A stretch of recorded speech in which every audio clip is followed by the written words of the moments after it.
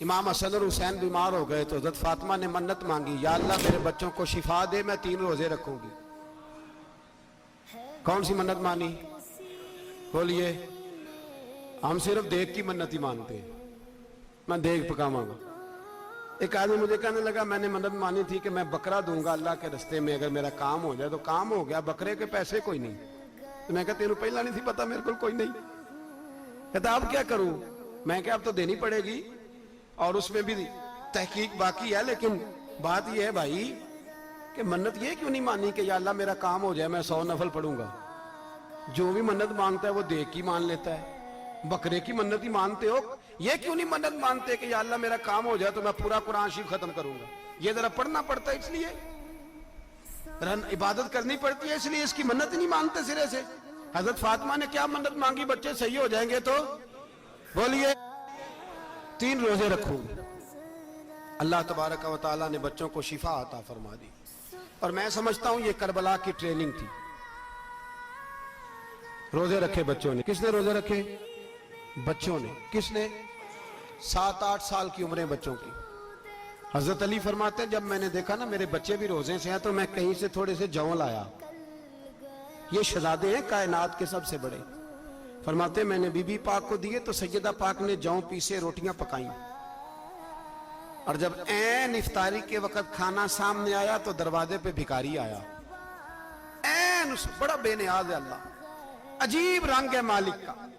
عین افطاری کا وقت جب آدمی کہتا ہے کہ فٹافٹ ہو جائے، بھکاری دروازے پہ آیا اور اس نے صدا دی، او میرے رسول کے گھر والوں، کئی دنوں سے روٹی نہیں کھائی۔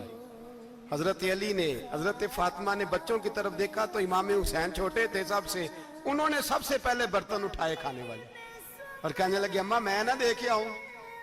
حضرت فاطمہ رشک کرنے لگیں، مصطفیٰ کے نواسے باہر گئے، اپنے حصے کا کھانا وَيُؤْثِرُونَ عَلَىٰ أَنفُسِهِمْ وَلَوْ كَانَ بِهِمْ خَصَاصَةٌ۔ اللہ فرماتے ہیں انہیں بڑی اشد ضرورت بھی ہو پھر بھی وہ دوسروں پہ اثار کر دیتے ہیں۔ وہ کھانا باہر امام حسین دے آئے، پانی سے روزہ کھولا، کھجورے کھائی، لیٹ گئے، سویرے کھجورے کھائی، روزہ رکھ لیا۔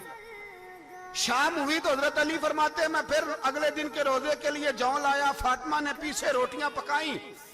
2 دنوں کی بھوک تھی پر مالک تو بڑا بے نیاز ہے، آزمانے پہ آیا تو اس رنگ میں عین افطاری کے وقت دروازے سے آواز نکلی، اور مانگنے والے نے کہا کہ بھوکا بھی ہوں اور یتیم بھی ہوں، یتیم ہوں۔ حضرت فاطمہ کہنے لگی بیٹا دیر نہ کرنا، یتیم کا پیٹ بھرنے میں دیر نہیں ہونی چاہیے۔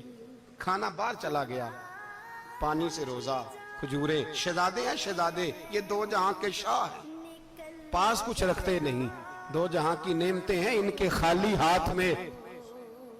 کھجور پانی سے افطاری بھی سحری بھی، سویرے پھر اٹھے روزہ رکھا، تیسرا دن ہے، تیسرا۔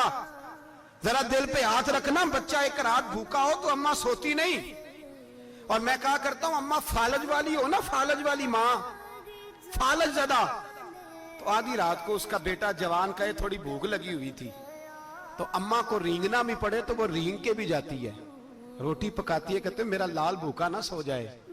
اور مصطفیٰ کی بیٹی سے زیادہ بچوں سے کون پیار کر سکتا ہے؟ اور 3 دن کے بھوکے بچے، تیسرا دن آیا، بڑے حوصلے سے بی بی کہہ دیتی ہے چھوڑو ان کا تو کام ہے، یہ تو آتے رہتے ہیں، میرے بچے بھوکے تم پہلے روٹی کھاؤ۔ لیکن میرے بھائی کربلا ایسے نہیں سجتی۔ یہ جو برگر کھا کے ناراض ہونے والے بچے ہوتے ہیں یہ میدانوں میں نہیں نکل پاتے، ان کے لیے مشکل ہوتا ہے۔ حضرت فاطمہ نے، حضرت علی نے ڈیوٹی کی، ڈیوٹی اپنے بچوں کو تیار کیا کربلا کے لیے۔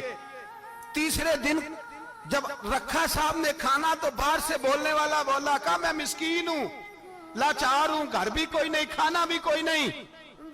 امام حسین پھر اٹھے، تیسرے دن کا بھی کھانا دے دیا۔ حضرت علی فرماتے میں بچے پکڑ کے مسجد لے کے گیا، کہیں بھوک سے میرے لال گر نہ جائیں۔ کہتے ہیں ہامتے کامتے تینوں شہزادے مسجد میں داخل جو ہوئے تو بس ہماری قیمت پڑ گئی، مول پڑ گیا ہمارا۔ کہتے ہیں مسجد میں قدم رکھا تو ایسے لگا جیسے نبی پاک ہمارا انتظار کر رہے ہیں۔ فرماتے ہیں تیسرے دن کی مغرب پڑھنے گئے تو حضور نے تینوں باپ بیٹوں کو چہرے دیکھے، فرمایا علی یہ جبریل کھڑے ہیں اور فرما رہے ہیں تیرے 3 دن کا عمل خدا کو بھی بڑا پسند آیا ہے، محمد مصطفیٰ کو بھی بڑا پسند آیا ہے، بڑا پسند آیا ہے 3 دن کا عمل۔